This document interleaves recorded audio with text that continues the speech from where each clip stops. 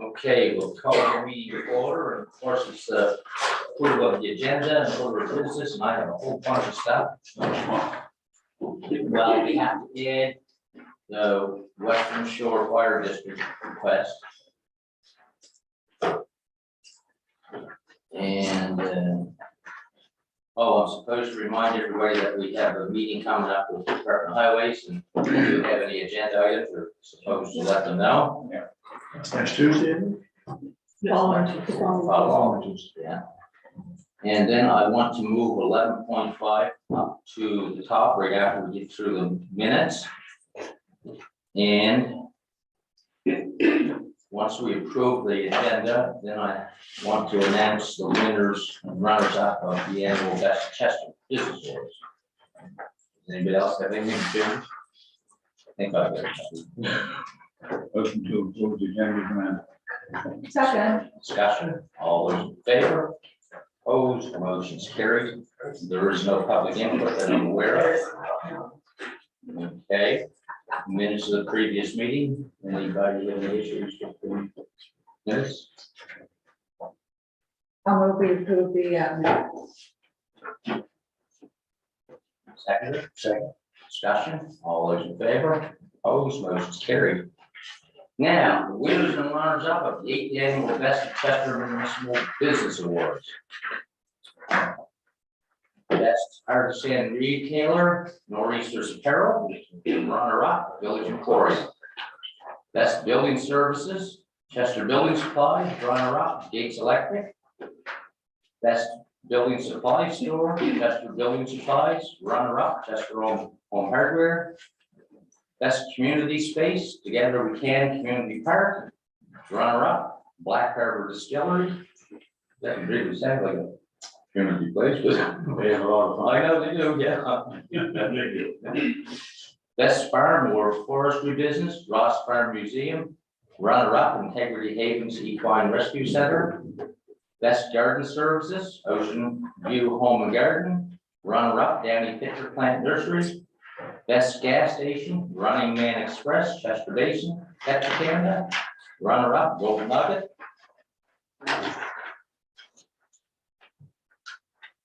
Best grocery or convenience, Spidell, your independent grocer, runner up, Food Lab. Best healthcare provider, Our Health Center, runner up, Chester Family Practice.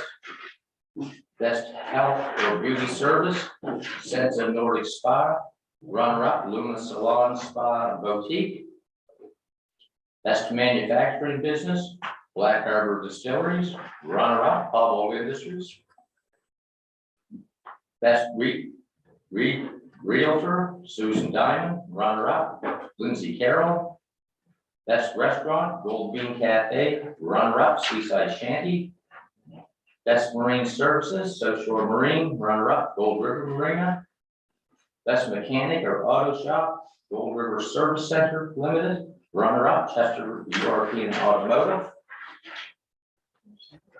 Best nonprofit group, Integrity Havens Equine Rescue Center, runner up, Martins Point Pop-Up Market Society. Best pet services, Your Friend and Mine Pet Supplies, runner up, Chester Basin Animal Hospital.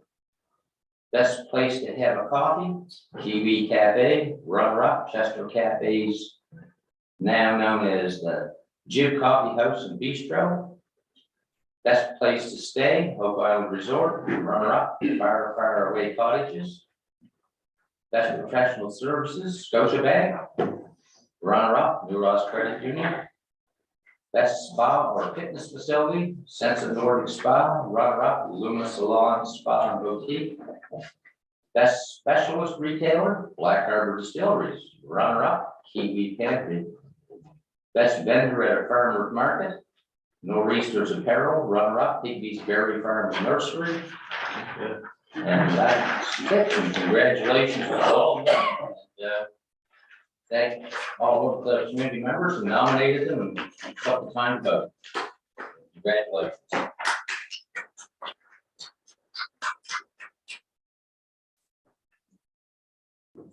So now, Cliff. It's actually.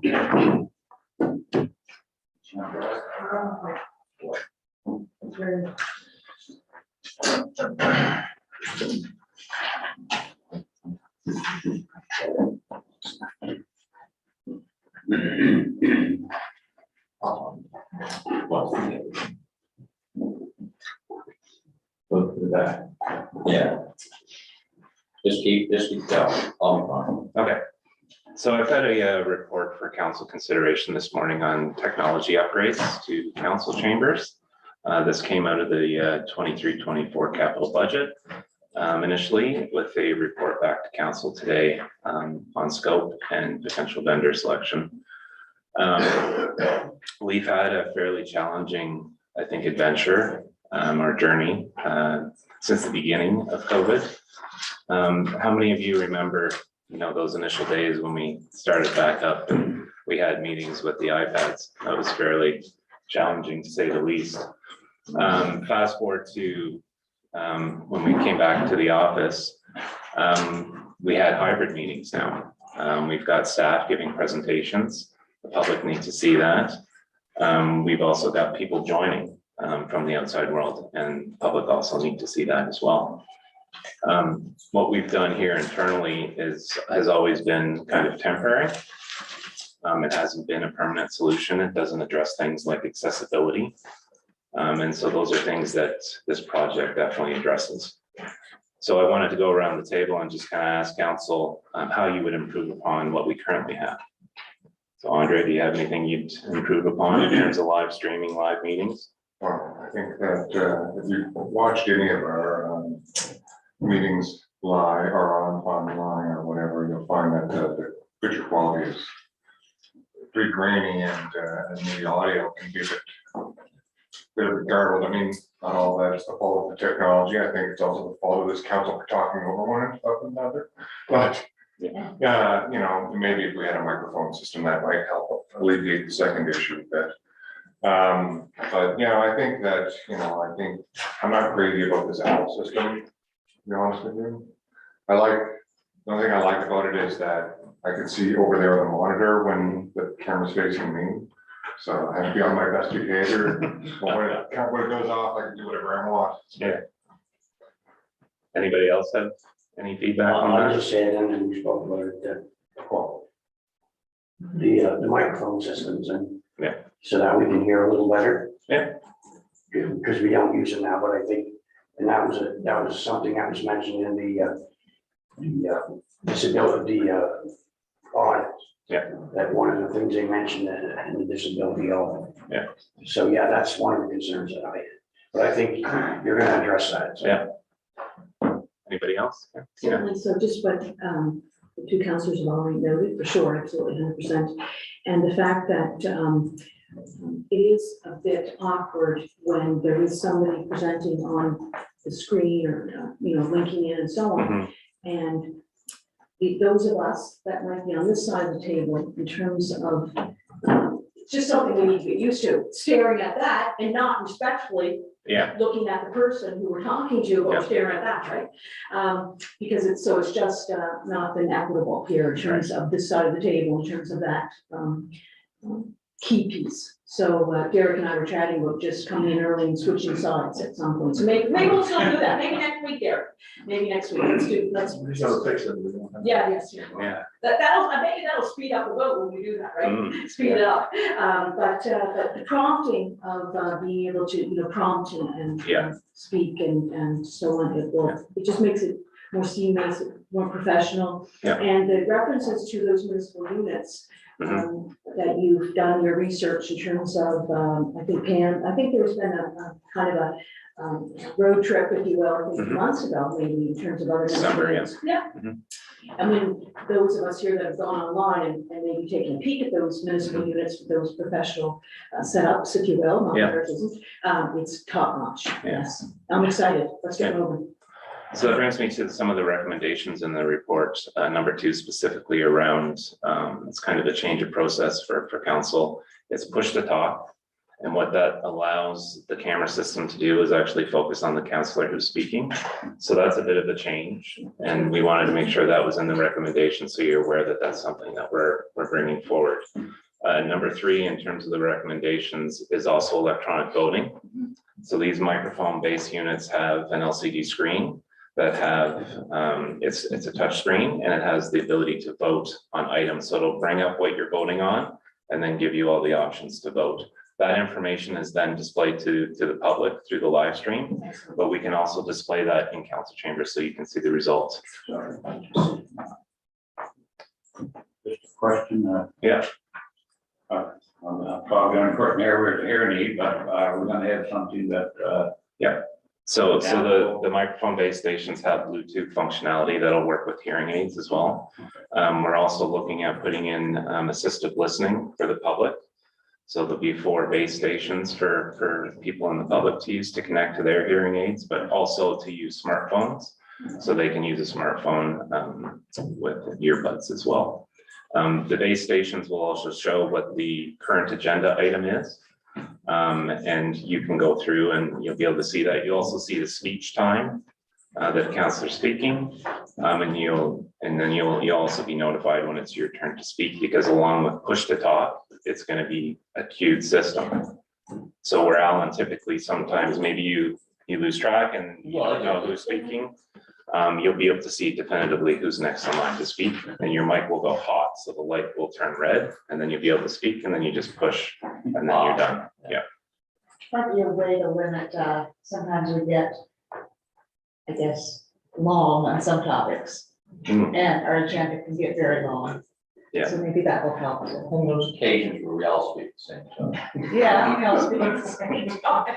But your microphone won't be on. so- it really won't matter because you can still hear and hear. Well, I know. It's not like we're. And some of the casual stuff, to be honest with you, I like it, but I understand why it would make it easier for other people to hear, see, and Yeah. understand what's going on. The other thing that happens with the microphones, and I'm not sure if these ones do it, but there's a dynamic adjustment. So if somebody's speaking, for example, if it was Floyd, the speakers will actually pipe out the sound. So we'll get a unified sound out the speaker system here internally, and also through the speakers in the back there for the public, but then also through the live feed, which I know has been an issue, and councilors brought that up. We're also looking at a display. So in this project, we're going to put a 55-inch TV up there for the public to see what's going on as well, because that's been an issue. And the final item that's in scope is support hardware for a live interpreter. So if council wants to go down that road in the future for meetings, we'll put in the camera for that.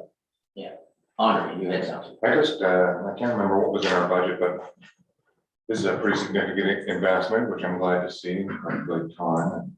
It's gonna be a requirement, I think, for pretty well everybody in government. But are we gonna do anything about these terrible school desks? Are we at the same time, or are we just gonna leave these old junky things? You barely get your legs under them. Oh, I like mine. I'm not surprised.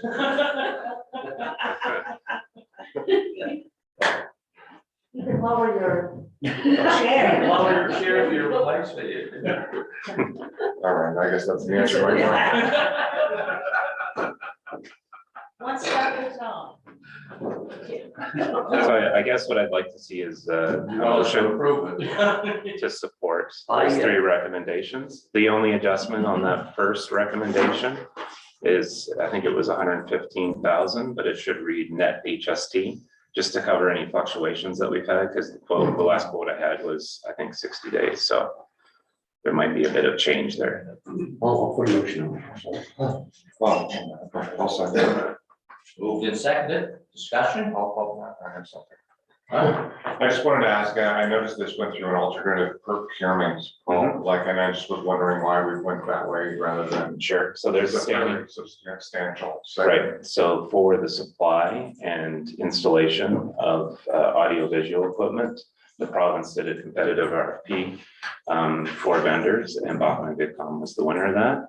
So it just makes it easy for us as municipalities to do the work and select that as alternative procurement.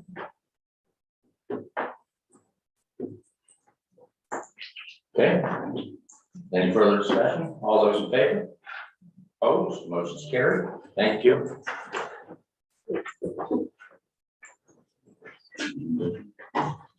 Okay, so we're on to 5.1 proclamation Nova Scotia Walk Day, December compared to move, we proclaim that regional land. So moved. Second. Discussion, all those in favor? Opposed, motion's carried. 5.2 proclamation National Day of Mourning. It's proclamation that it is now. Second, motion. Discussion, all those in favor?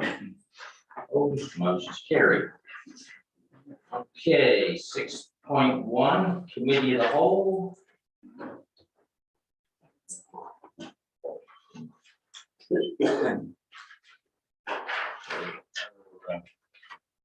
So motions for approval. Anybody want anything separated or? Are we prepared to move, we accept the recommendations? Second. Discussion, all those in favor? Opposed, motion's carried. Nominating Committee, Councilor Racer. Yes, we had our nominating committee and everything remains status quo. I won't go through everything, except Councilor Wells has graciously accepted to take my spot on the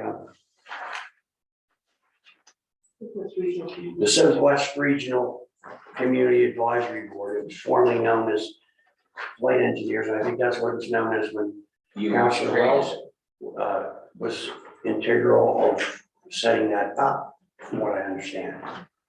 And I think Floyd, you and Sharon have been nominated for the fire advisory. Yes, thank you. Wrong blonde. Floyd and You're Tina, not blonde anymore. Floyd and Tina, purple. Did I say Tina? No, you said me, so there was a. Oh, okay, sorry. Councilor Saffron, yeah, I guess, Councilor. Church. Which And one is the one? Me or Well- Tina? Tina. it is Tina. Yeah. Oh, sorry. So, yeah, so that's the, Karen was outside, she talked. okay, sorry. So that's all I have, yeah. So Are you moving that? I'm moving that we accept the recommendations for the committee. Seconder, I'll second that. discussion, all those in favor? Opposed, motion's carried. Good job. Good job. Okay, 6.3, building code. Press for decision. Coming up? You have a map back there? You said building code, so I was waiting for the other part. Not signing cards, so you got to read the rest. All right. So, Can I just make this? No. We need to back to the minute of the meeting. Yeah, change that. This is Lloyd, Councilor Church, and Deputy Warden Chapter, and then the motion that is. The motion is correct. Yeah. The little caption was wrong. Okay, so. I don't know if I'll- Oh, I know, and I thought I was confused. Sorry. Okay, all right, so we're here today because the Building Code and Sightly Premise Committee has made a recommended motion to council to approve staff to work with legal counsel on the assurance the summary offense ticket to the property owner of 80 Chester Commons Road based on section 344 and section 348(4) of the Municipal Government Act, failing to abide by the order previously served with law firm information so that the municipality can also seek to have the property cleaned up pursuant to section 505, section 4 of the Municipal Government Act. Quick background, I won't go over the whole package here, but basically this property has been an ongoing issue since 2021. With an unsightly issue, property owner has made some strides to clean up, but in the past, probably 8 months to a year, it's been no progress. It's more just items now being moved around and no compliance to our extensions of the orders and et cetera warnings. So as we can see some from the photos, as we have on the screen here, the first section of photos are from the original inspection on November 8th, 2021. And then the next section of April 12th, 2023, you can see the still items. It was cleanups A little bit conducted, but there's still a good outstanding amount of items, with a lot of it just now being piled down on the lower end of the yard. So that's the back end, and then the just in behind the house. And then the lower end of the parking lot, which is along our rails for trails. Like I said, the last correspondence was gonna be basically no further cleanup. And they're starting to dig the hills now, so that's the recommended motion here today on the table. Anybody have any questions? Comments? Somebody prepared to move, we accept the recommendation. We would accept the recommendation. I can't find it to read it, or I would.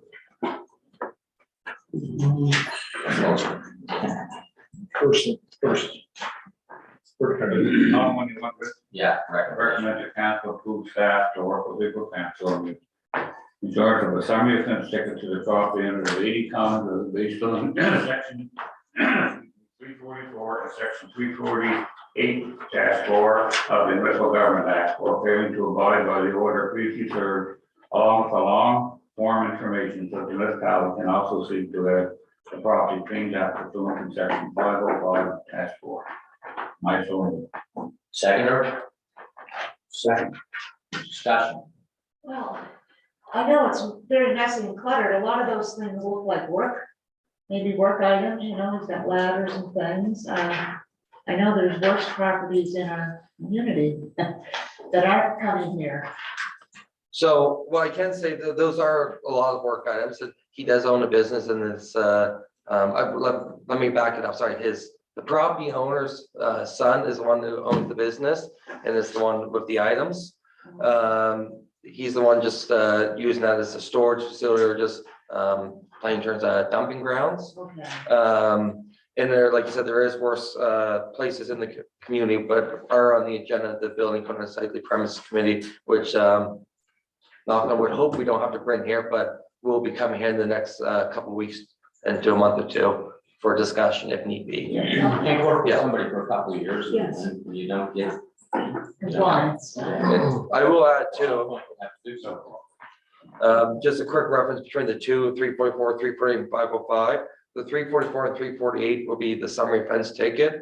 That's ticket will range anywhere between $100 and $5,000. More looking around the $1,000 mark. But we're just waiting for the official numbers from our legal counsel. And with that now being said, unless if I'm directed otherwise, if they come back and say, okay, we'll clean up the property after they get the summary offense ticket, we have no issue withdrawing that summary offense ticket, that they don't have to pay the fine. Yeah, and then the 505 is just to actually pursue after the summary offense ticket that the property is mandated to be cleaned up. My comments are this: I've been on this committee before, the Building and Sightly Premises Committee, and I find that, in my view, we're actually a bit too lenient. I think we tolerate unsightly premises for way longer than is reasonable. And, you know, if you own a business, for example, that you're going to salvage building materials and things like that, then then you should have a facility to store it. You shouldn't just put it anywhere willy-nilly. Like some tools or something like that, I could understand, but it looks like a lot of this is like salvage material. And then it comes back and there's no adequate place to store it. And if you're going to be in that business, then that should be part of the business, is just having a place to store that material. You can't just put it on your lawn and have everybody in your neighborhood subjected to it. Yeah, that makes sense. Yeah. Any further discussion on the motion? Yeah, I just, I like the fact that, well, you just explained it, that you will have the opportunity to clean it up before there's going to be any fine involved.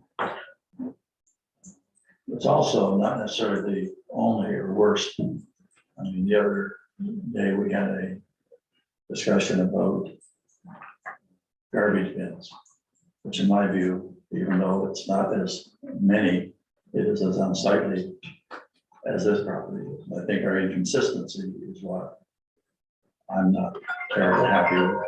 Apologies. But I'll support this motion. I'd like to see a little more consistency. Any further discussion on the motion? All those in favor? Opposed, motion carried. Thank you. Thank you.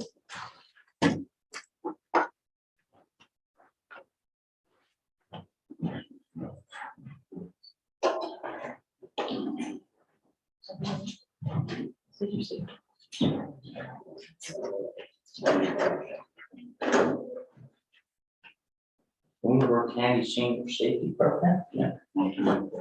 Thank you. Again, was late getting the monthly report to Pam to get in package, so I'll try to keep saying I'm gonna get better at that.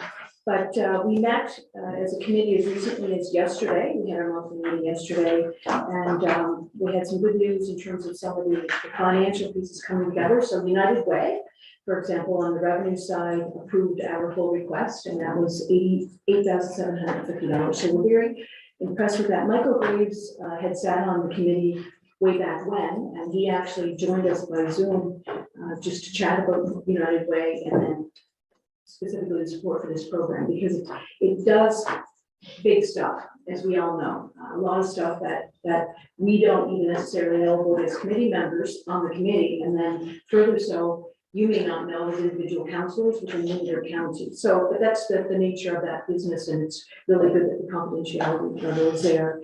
So again, on the financial side, we had a brief chat around the 4-year strategic plan and the priorities that we try to remain focused to as a committee. Craig Collins, the principal of the community college, heads that up, and that's just wonderful there.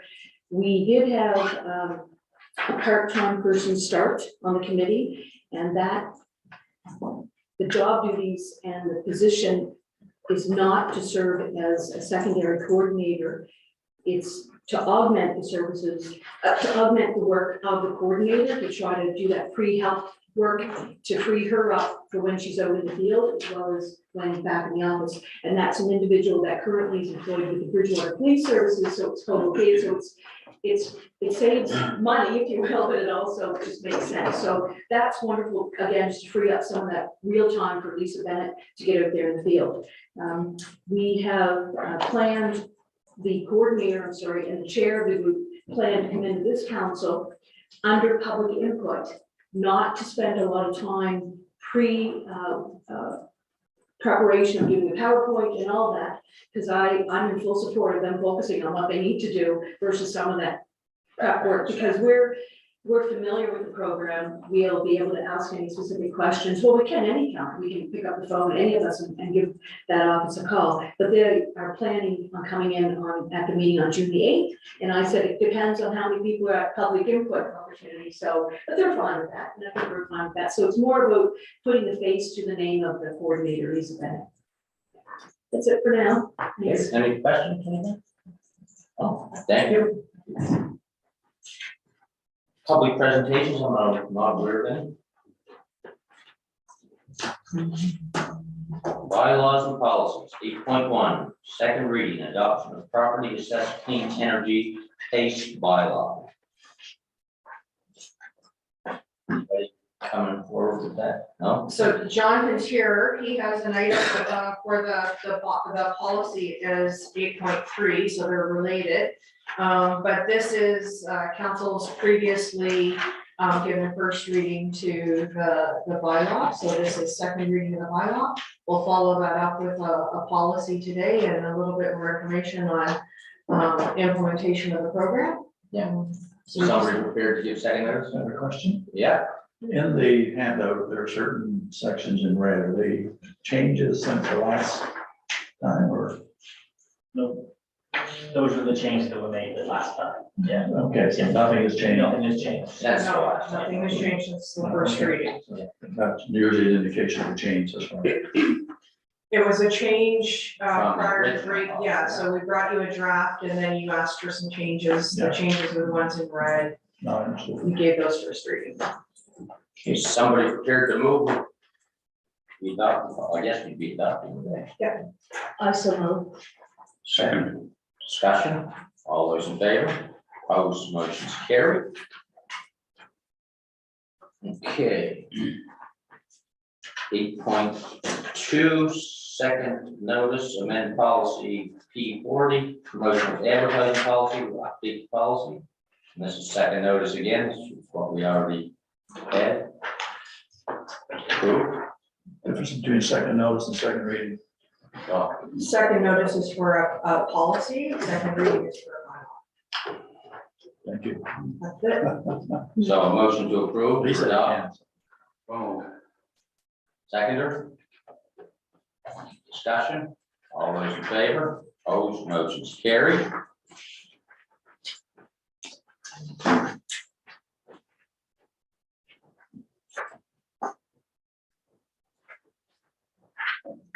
Okay.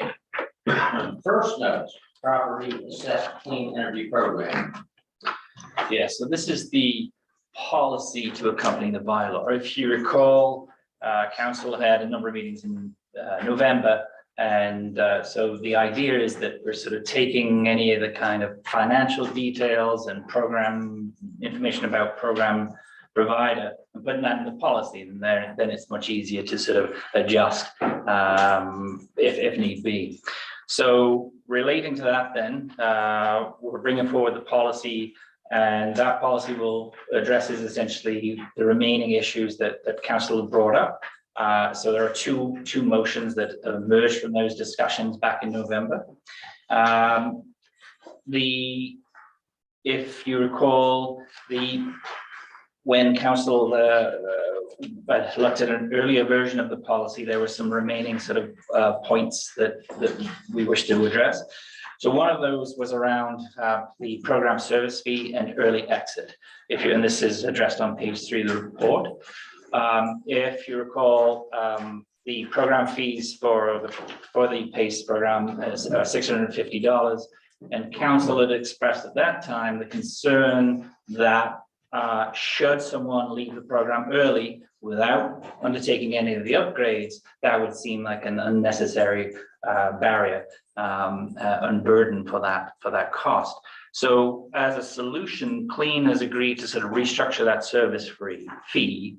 And so for those who leave the program early, that is, they enter, they get the home assessment done, and then for whatever reason determine that they're not going to proceed with the upgrades, that fee then becomes $250 rather than $650. So Better what? exactly, it seemed like less of a burden for a resident to bear. So one of the other items was the interest rate. And council decided to sort of opt for the same approach we've had with water supply and lending upgrade program, and that's the Scotiabank Prime. So that's what will apply. So that's captured in this revised version of the policy that's in your package. And then the other item, the remaining item that council discussed with input and direction from the Director of Finance was the total program allocation.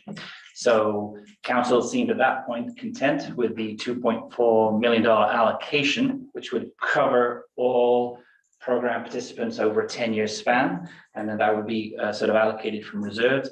So we have therefore in front of you a motion capturing that discussion and that direction from council.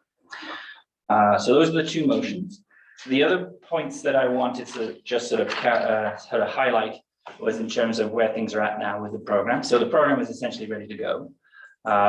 So one of the things that staff applied for and received was a grant from the Department of Natural Resources and Renewables. So this is a $15,000 grant that would basically cover all of our onboarding costs with Clean Foundation. So Clean was going to develop all of the marketing materials, set up the website for our program, and all the administration, get everything sort of underway. So we received that grant. And then our ongoing work with Clean is to sort of finalize the administration processes. To that end, there are sort of several documents that we reviewed. So the registration form, there's both a print version and there's also a website version available on which will be on our PACE program website.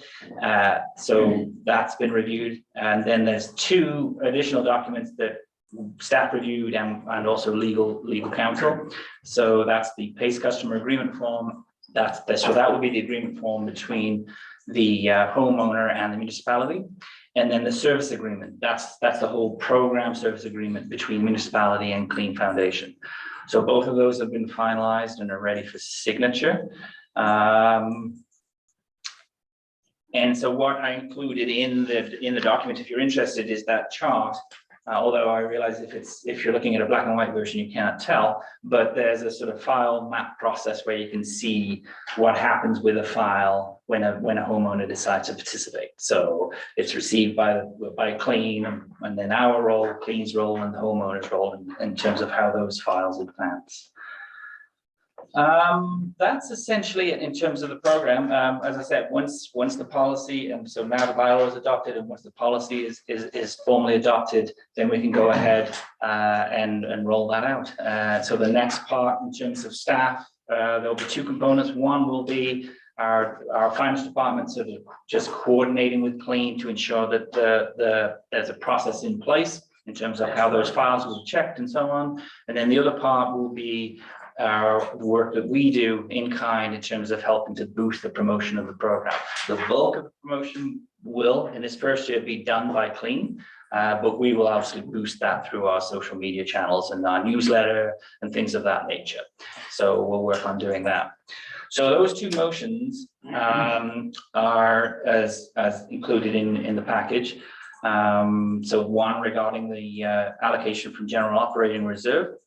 So the motion is that council allocate $2.4 million of general operating reserve for a property assessed clean energy PACE program. This allocation, along with any interest income earned on cash balance and/or PACE loans, will be used to provide financing for energy efficiency upgrades to qualifying residential properties within the municipality in accordance with bylaw 154 and policy P111. Any interest income that would increase this balance above 2.4 million will be returned to the unallocated portion of the reserve. So that's that motion. Somebody prepared to make that motion? So moved. Seconder? Second. Well, second.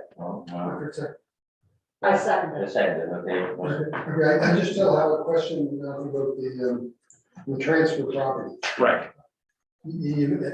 So I raised this, 'cause I'm Yeah. concerned about you buying property.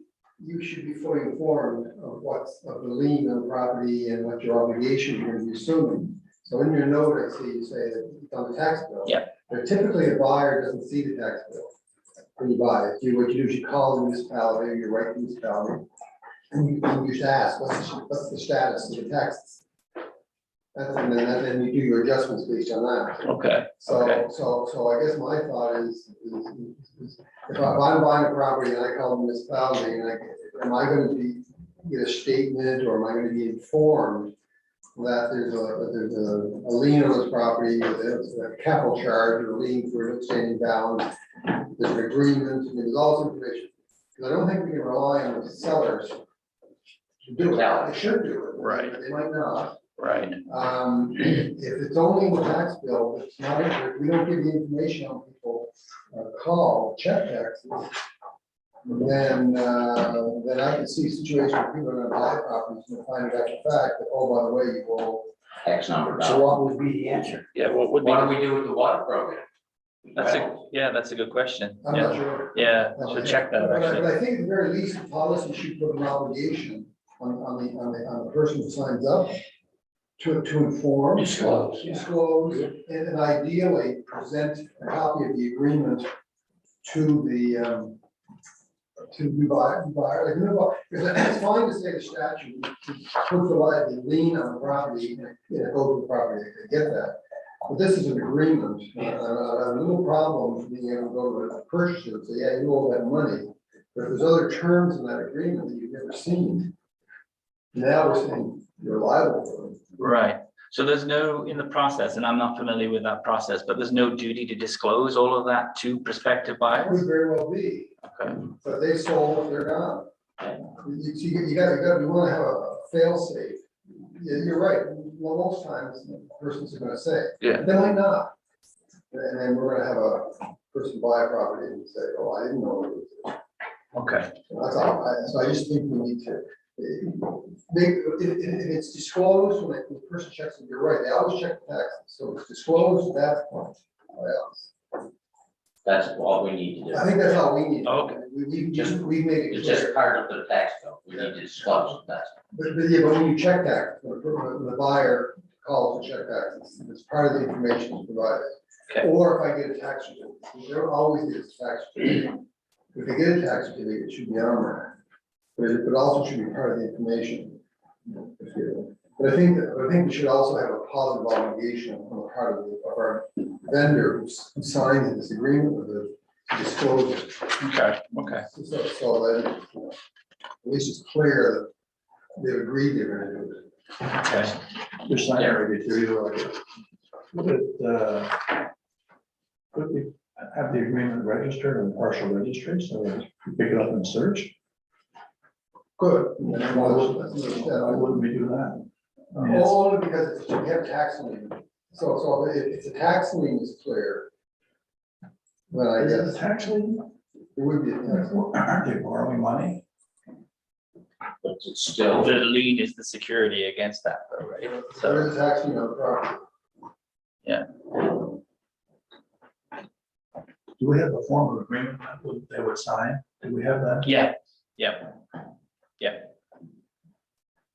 I mean, it could be recorded, just that it's more administrative. I mean, once it goes on there at some point in time, somebody's gotta take it off. There's expense to put it on, there's expense to take it off. That kind of stuff. okay. So- I think administratively, you guys need to sort of the best way to make sure that. Yeah, Sure has to be advised that the shortest way is on the partial registry. Second is through the tax system. Is it a betterment charge? Then? Is that what It's like the charge, a capital charge. Yeah, so that would go through, somehow that has to be disclosed, yeah.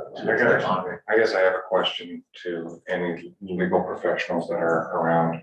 It's like, we're at present, if I were to purchase a property and there were a leased appliance, like a water heater or something like that, how is that disclosed?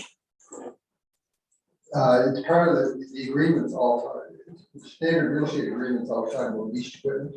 Right. So, it's also part of the property disclosure statement. Yes. Is this a lot different than that? Well, in those units usually have stamped rate. I don't know, if you do a house inspection, you're gonna see on the side of the unit. Sometimes. You get caught, there's no question. But you're right, it does happen. We've had cases where people bought the property, find out after, oh, that's a rental. Well, you wouldn't know, yeah. So It's it's not not like full that's story. where we think that. yeah. Yeah. So, Anyway, I think you guys can sort of Yeah. best notify people. go ahead. The MGA requires us to put, if there's a lien on, if we have a lien on the property, it requires us to put it on a tax certificate anyway, Okay. so. As long as there's a request for a tax certificate. But there's not always, that's very seldom the tax certificate is ordered, usually title insurance covers that. So you want, when you call for taxes, Sam's point is, when you get the taxes, you should get them, you have to get the betterment charges at the same time, that's why I brought it into That's that. what I mean, they should just be able to figure that out. You can't rely solely on taxes. And oftentimes tax certificates are got after the closing, because what you want is that, at the time of the closing, there's often taxes owing.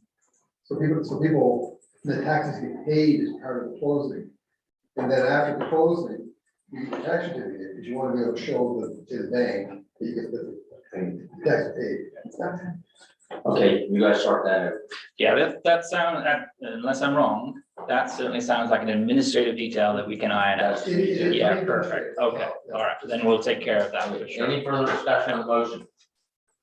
But thank you, Sam. All those in favor? Opposed, motion carried. Can we have a second motion? The second motion is simply notice to adopt the policy. First notice. First notice, rather. Yeah. So moved. Second discussion. All those in favor? Opposed, motion carried. Thank you for your time, all.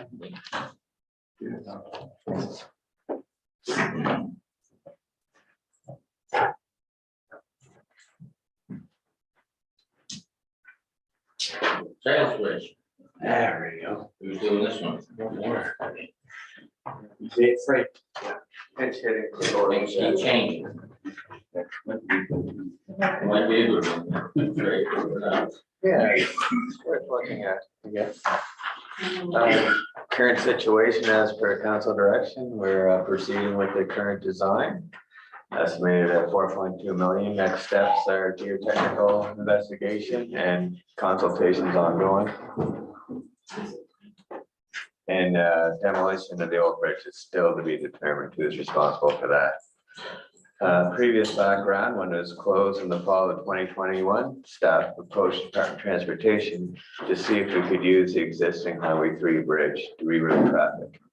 And that was denied for a number of reasons, and we'll go through all of them. And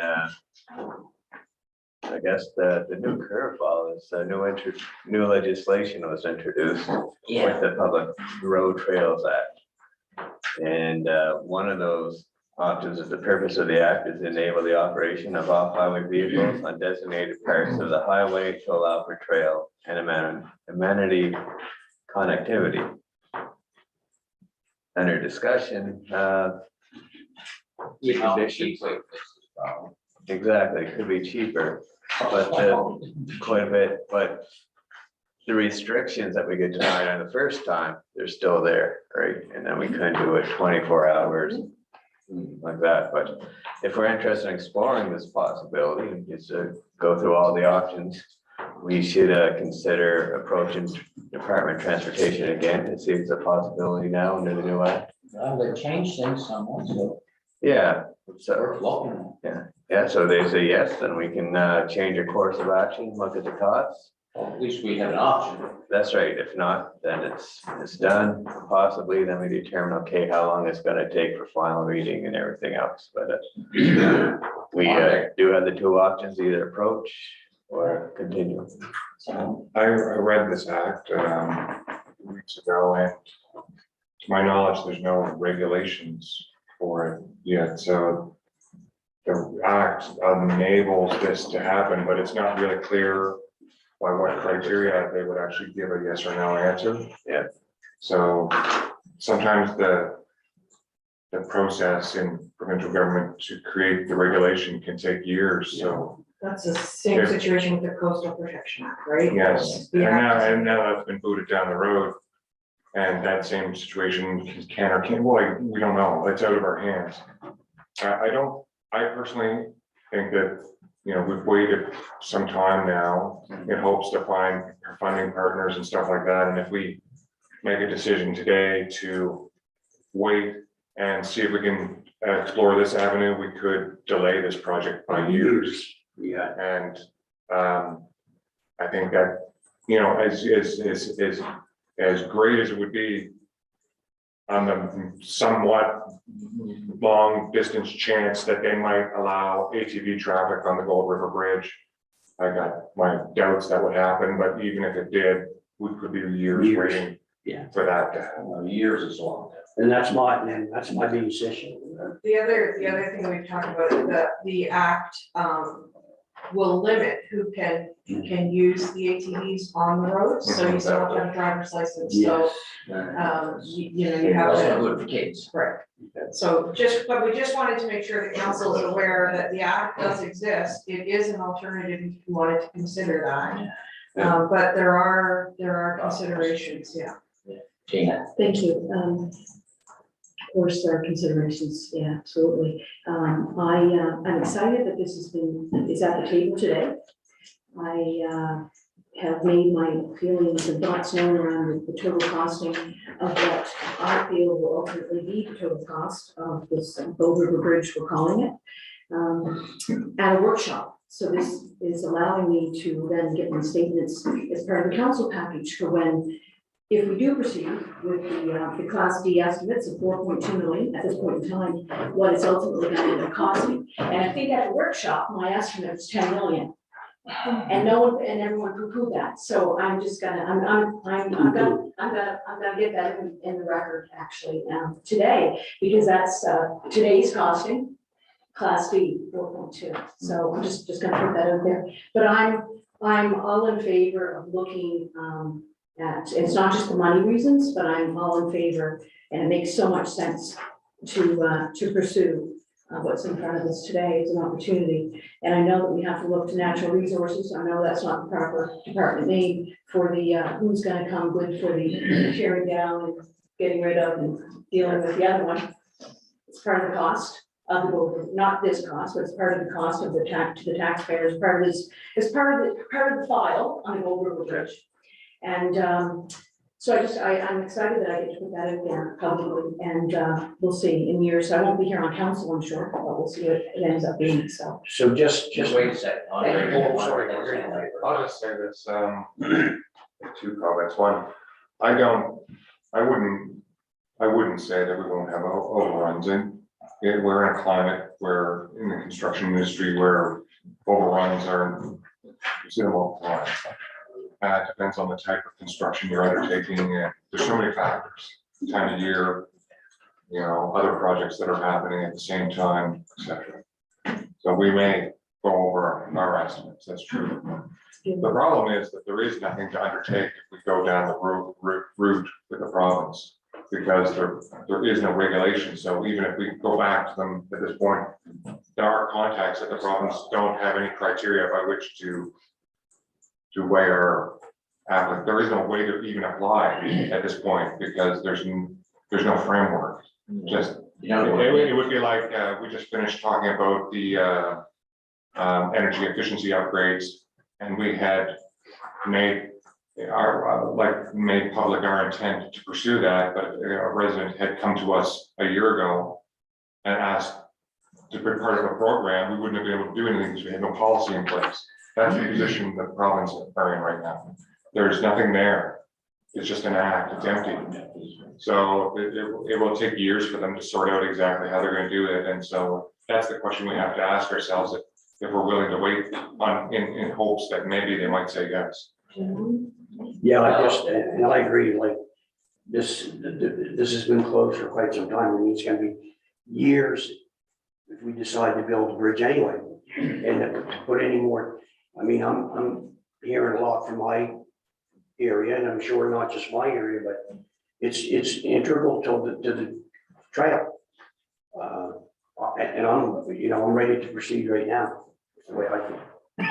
Eric? Thank you. I think we have to explore this, because we have a more than $10 million expenditure that we're going to make. And it seems to me that the only limitation might be ATVs with people without licenses. And are we going to spend $4 or $5 million so we can have kids drive on the road? Or not have to drive on the road. I think it's worth exploring. I don't know what the final answer is going to be. I want to just ask you a question on your report. It says staff, this is the discussion section, correct? Staff do expect the legislation is sufficiently limiting that it will not enable the trunk recorder and bridge to be considered for trail alignment. So you don't, you're thinking, despite the legislation, it won't work.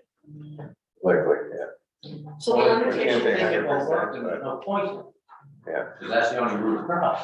yeah, because all the other So existing conditions that they turned it down before are still there, right? The speed was a big one. The width on the ridge of the ridge. Okay, Floyd? Yeah, I'm sort of in agreement, we should look at this. I think we should bring someone in that knows a lot more than I do, or maybe has more information from the province, because I'd like to see what they would say. My understanding is, this is only the start. That it's such a big industry with four-wheelers that, and it's been done in other provinces for tourism, that they're looking at doing a lot of this on the highways, not just a little bit here and there, but opening it up. Landy's are even a fair. Yeah, a lot longer, like short and all those types of things, if this is gonna become more common. So I think we need to bring someone maybe that, I don't know who that would be, but there must be someone in government involved in this to speak on to it, to make it a little clearer, at least for some of us around the table. So that'd be my hope, we do that before we jump forward. We want, if there is somebody. We could also- They might be involved somehow. We could put this on the agenda for the quarterly meeting in a couple weeks. May not, yeah. Yeah, and give the area manager a heads up. Well, then he can at least tell us what he thinks. So just if I can. Tina had her hand up. Oh, I'm sorry. Sure, yeah, no, and I wouldn't speak for, Pretending I got that button there. I wouldn't speak for Mitchell Conrad or anybody, but there is now certainly somebody, well, not now, but somebody from our area that has been moved into that position in terms of bridges. And that would be Mr. Weber, right, with the province. So the last conversation I had, he was on the way to Digby, I think, to look at that particular bridge a couple weeks ago. So, you know, Errol is now in that particular role, so, and works closely with all the department people. So, yeah, so there's somebody within that department that focuses on bridges. Yeah, I just like to, so Fred, I'm gonna put a motion on the floor, and I just wanna be sure that I put the right motion on. So option one would be to proceed, from what I understand. Yeah. Okay, Proceed with what? to proceed, Build the bridge, forget all the rest. proceed with the current design, engineering, construction schedule as previously approved by council. That's my motion. Seconder. Discussion. All those in favor? Opposed? Motion's defeated. So I would say that you give Department of Transportation a heads up. We want to discuss that issue with them when they come in for. I just want one more comment, if I may, Mr. Warden, on the fact that we have no regulations, which may be a good thing, because I think we may be able to have some input into regulations. And, you know, if we really truly want to be able to use the public highway as part of the trail corridor, this would be a good time to address that. Yeah. Especially the province still has to realize that they have an expense coming up for removal of that bridge. So they have some incentive to talk to us as well. So I think the word motion is a good one. And I'm not sure if at that point we're going to bring somebody in. We haven't. Well, we can do that. We don't need a motion on that. I like that. Yes. I understand that the design and engineering for this bridge is underway. So that motion is not terminating that activity. We're going to continue on. And I trust that, you know, at this point, we're gonna explore the province's appetite for this. But at the time that the engineering is complete, I'm sure that design will come back to council. Are we gonna go out and get some, we'll have our class D estimates at the time. That's right, yeah. And then we'll have an opportunity to talk about this again. I hope we're not thinking that we're gonna close the door on building this bridge. No, I certainly didn't vote for it that way. I just don't mind bringing in somebody to talk to, so we understand where we are and what our options might be. That's right. We're The gonna geotechnical all is what's chew up needed. at the same time. Well, the thing of it is, I just, you know, see when the province would be all, like it's southern Ireland, like from here, Mark, and that's my biggest issue. It's provincial legislation. Well, They brought it in for a purpose. no, but what I'm saying is, this has been going on for 2 or 3 years, and the bridge is gonna be a 5-year, 6-year build. So, but anyway, the motion was defeated. That's right on the floor. I don't think it'll be that. Yeah, Anyway, yeah, well, I don't want to delay it for a couple of years. No, I was just thinking, tell me that somewhere within the next year, we can get that permission to do what we want to do, that's fine. So you can't- but as long as we're continuing on, Yeah, it can always come back after, you know. that's fine. When do you expect that engineering to come back? We're waiting on the geotechnical, right? So that's gonna be May or June, right? And then the consultation's ongoing, so we have plenty of time, hopefully to get an answer from transportation, but I'll certainly So give, early fall, we're gonna be hearing from them.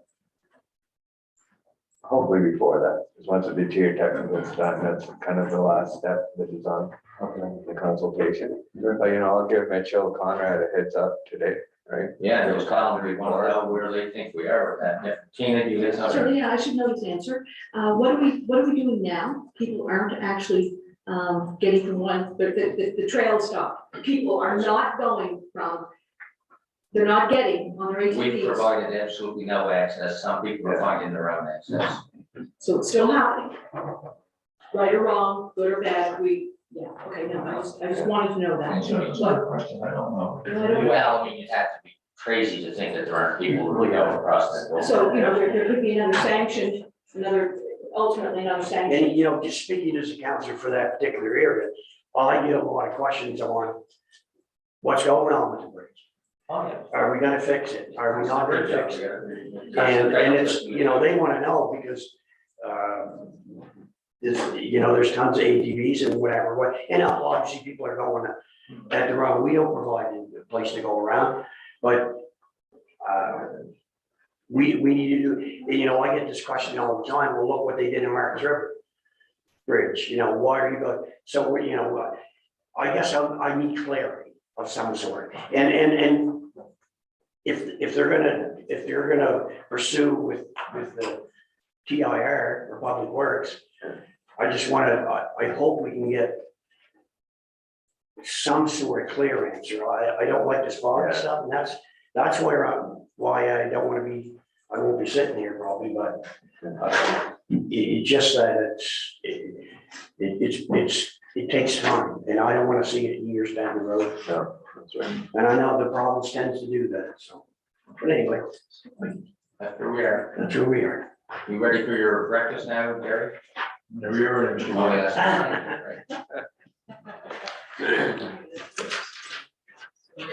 Oh, yeah. So, any more?